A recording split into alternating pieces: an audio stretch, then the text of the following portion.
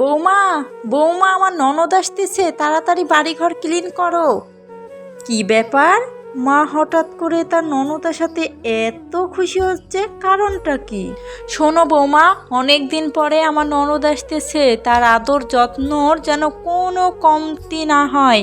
বাড়িঘর ভালোভাবে ক্লিন করো এবং ভালো মন্দ মজার মজার খাবার রান্না করো, সে কিন্তু তাড়াতাড়ি চলে আসবে। আচ্ছা ঠিক আছে মা, আমি সব কিছুই করে দেব, আপনি টেনশন করেন না।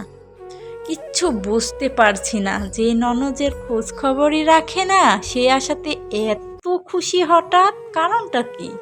বৌমা, রুমের চাদরটা পাল্টিয়ে ফেলো, নতুন দেখে একটা চাদর বিছিয়ে দেওয়া, যতক্ষণ না বিছানো হবে দরজা খুলবা না, ছিটকিনি লাগিয়ে দাও। আচ্ছা ঠিক আছে মা, আমি নতুন দেখে একটা চাদর বিছিয়ে দিচ্ছি আর ছিটকিনিটা আমি লাগিয়ে দিচ্ছি।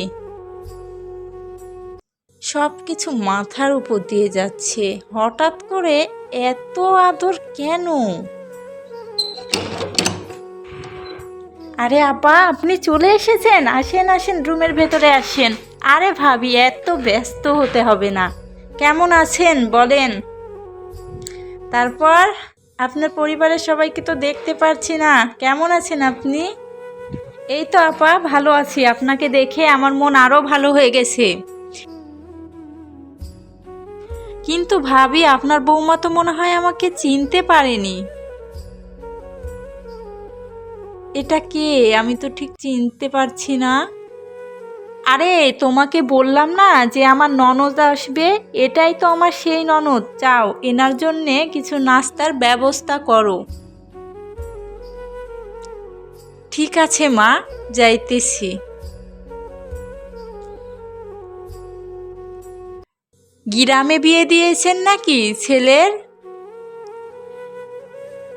এই তো আপা, ভাগ্যে ছিল আর কি, গ্রামে বিয়ে দিয়েছি ছেলের।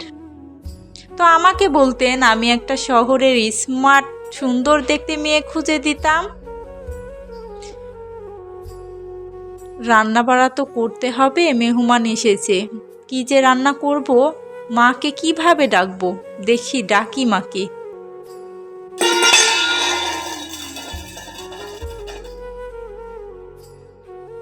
রান্নাঘরে আবার কি পড়লো, দেখে আসি আমি কি পড়লো। আপনি এখানে একটু বসেন, আমি আসতেছি আপা।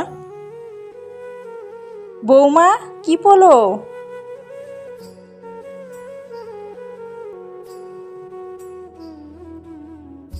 এই তো মা, হাত থেকে বাটিটা পড়ে গিয়েছে। আচ্ছা মা, উনি আপনার কেমন ননদ? আরে উনি হচ্ছে তোমার শ্বশুরের চাচাইতো বোন। উনি একজন শিক্ষিকা, উনি অনেক বড় লোক আর অনেক ভালো মনের মানুষ। তার জন্য ভালো মন্দ রান্না করো, মজার মজার খাবার রান্না করো, তাকে আদর যত্ন করতে হবে অনেক। এমন আদর যত্ন যদি নিজের ননদকে করতেন তাহলে না কতটাই ভালো হতো, তাই না মা? তুমি কি বলতে চাচ্ছ বৌমা? ভালোভাবে বলো, আমি বুঝতে পারছি না। আরে মা, আমি বলতে চাচ্ছি, আপনার তো কোনো মেয়ে নেই, কিন্তু আপনার তো ননদ আছে, কিন্তু সে ননদের কোনো খোঁজ খবরই আপনি রাখেন না। ঈদে পার্বণে তাদের ফোন দিয়ে ডাকেনও না, তাদের খাওয়ানো তো দূরের কথা, তাদের একবার ফোন দিয়ে ডাকেনও না, আসতেও বলেন না। এটা কেন করেন বলেন তো মা?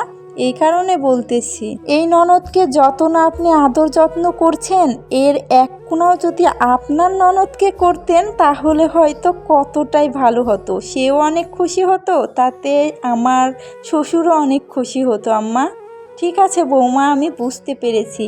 আসলে বয়স বাড়ার সাথে সাথে সব কিছুই, সব সম্পর্কই পরিবর্তন হয়ে যায়, বদলিয়ে যায়, আর সেই কারণে তেমন সম্পর্কও থাকে না, আর ফোন করা হয় না। কিন্তু এখন থেকে ফোন করে আমি জিজ্ঞেস করব এবং আসতে বলবো।